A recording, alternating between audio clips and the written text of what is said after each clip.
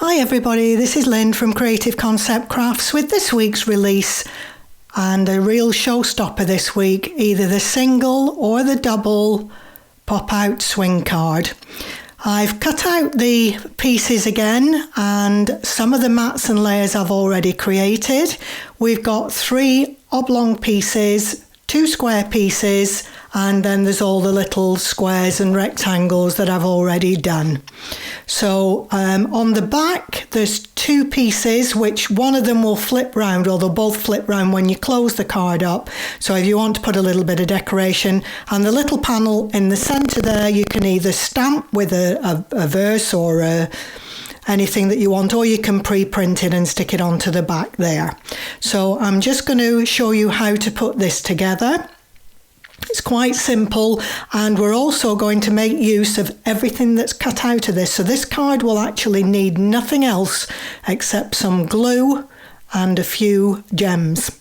It's a great card and it looks fab when it's done. I hope you're going to like it. So I'm just going to use some wet glue. I'm just doing one of the centre pieces.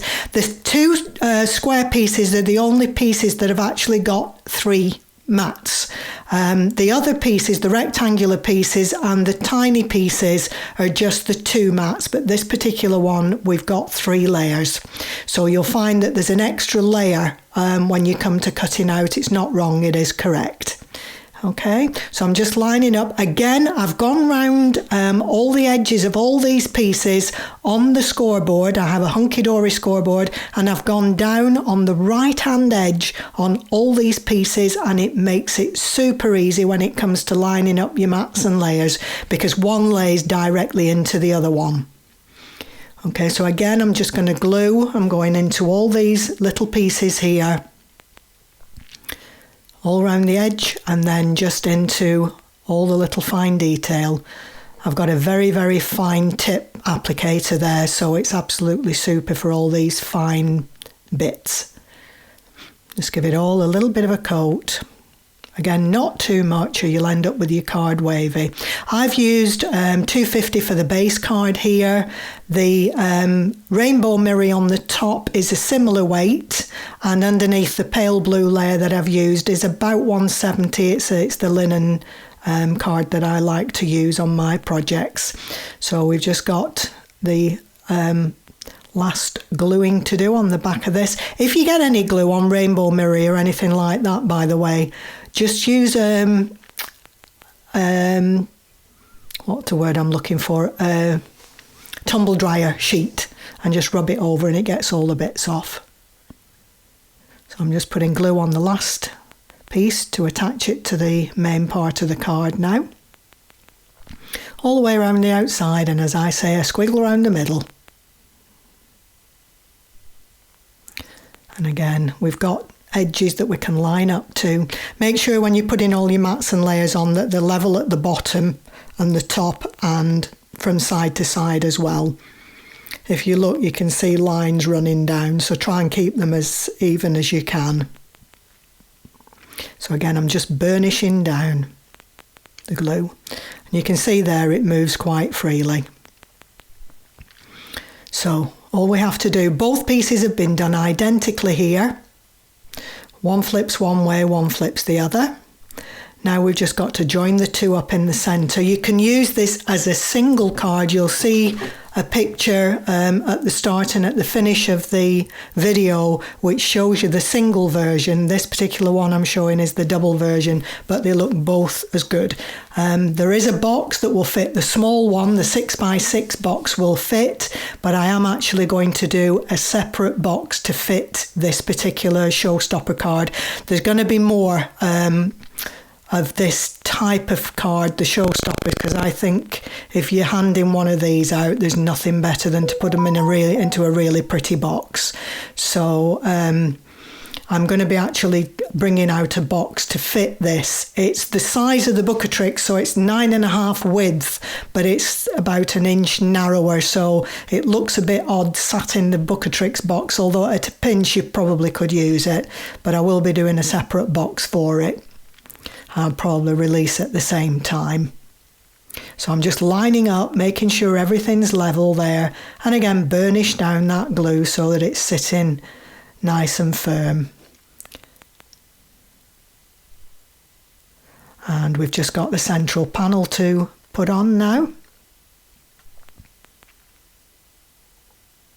So this is the poinsettia detailing on this card. So if any of you have bought the poinsettia file, you can probably do a bit of decoration, extra decoration to what I've done if you felt that you wanted to do. All I've used is the cutouts from the actual file here to decorate with, and I like it. I really like it, but I think you could do more. So it'll be interesting to see what you do with this one. This is the back piece now, the same panel as I've put on the front at the back. This is a piece of pearlised cardstock I'm using here. You could stamp a greeting on this or put a verse on and then print out a verse onto this piece and then cut it out on the scan and cut, whichever way you prefer to work.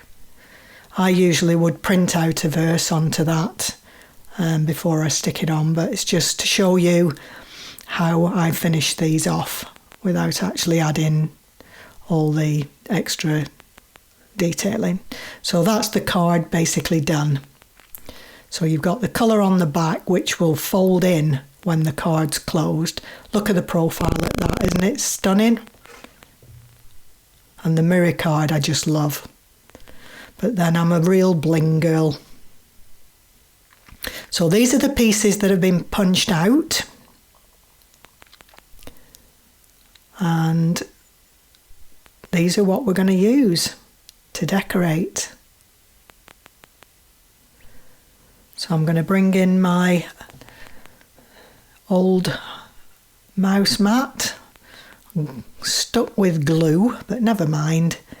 Just give these poinsettia skeletons a push in the middle just to give them a little bit of shape. Doesn't need too much.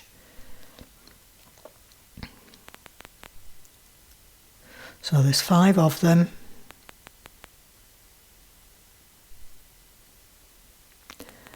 And I'm going to add them, just add a tiny dot of hot glue into the centre of the flower, and I'm just setting this in between. So you're still seeing the whole of the blue part.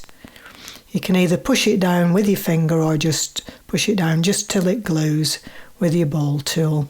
So I've just offset in between where it's actually come from. I'm going to repeat the same thing with the other 4 pieces here. Just a dot of glue, hot glue in the middle, offset, and just make sure it's binding in the centre. And I'm using the ball tool because I usually end up burning my fingers. You can lift it up if you feel it needs just a little bit more once you get it on. It's difficult to keep the shape on a stiff background, but once it's been shaped, it's easy to lift up.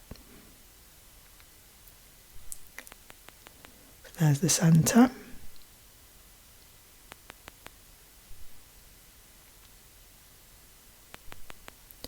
Two more to go.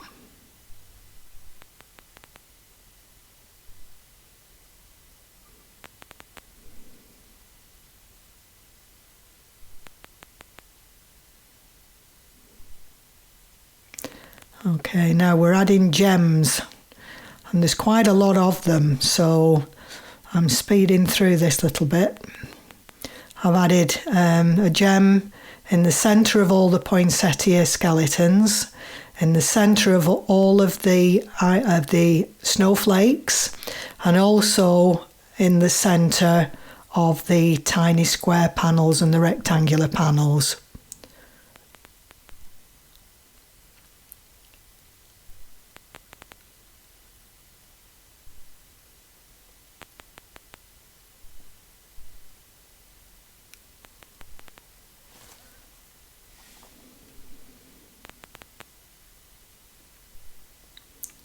So there's quite a few gems here. You could probably use Nouveau drops if you haven't got the pearlescent gems, or I'm sure you've got loads of diamantes and gems in your stash. You could mix them, you don't have to use all the same thing, but I actually quite like the way that this one turned out. All I've done is brought that blue colour back onto the top layer again.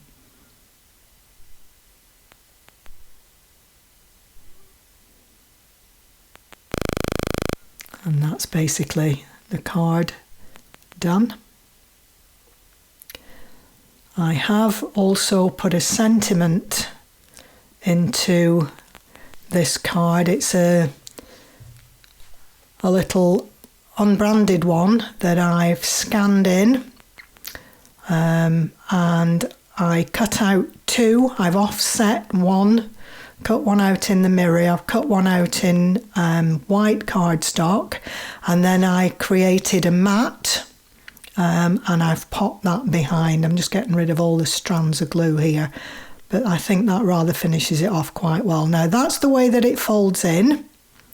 So I'm just going to finish off by decorating just that front panel so that when your recipient opens the box, they'll be presented with a very pretty front of the card as well as when it opens inside. So I'm using the little snowflakes. I'm just going to give them some shape as I usually do, just pushing, give them a bit of a squish on the mat in the centre with your ball tool. Again, adding a little drop of hot glue into the centre, and I've actually just lined up just down the edge of the left hand panel. Again, speeding up so you don't have to watch all the bits. And again, adding little gems to the centre.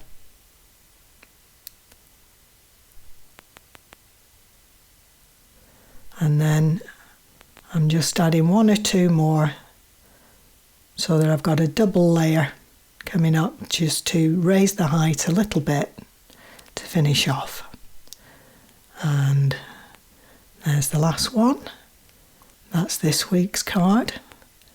This is the double pop-out swing card showstopper. There we go, and what a stunner it is. I hope you've enjoyed the video. Thank you, and we'll see you again soon. Bye for now.